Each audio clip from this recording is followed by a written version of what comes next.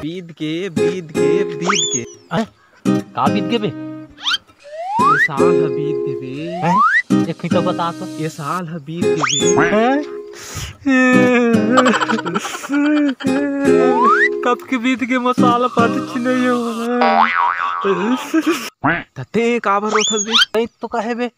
अरे उसने नहीं कहा था भैया। हाँ। पुराना साल है बीत के कहा। फिर काबर रोवत हस बीते। हाँ अरे संगी चीरा गोदरी के संग में रही से ये साल हा तेहू हा बीत गे।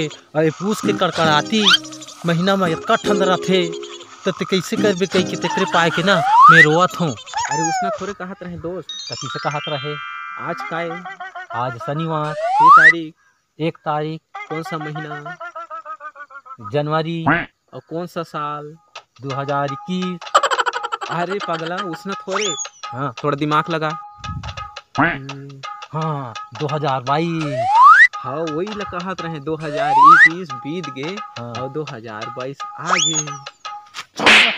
एक लीटर आंसू ला बिना मतलब के ढर को आ दे है सब। संगी मन ला कुछ नहीं बोला। हाँ हैप्पी न्यू ईयर संगवारी हो। जय जोहार जय छत्तीसगढ़। 2022 आप मन ला ढेर सारा खुशी लेके आए और सब मन ला मुबारक हो।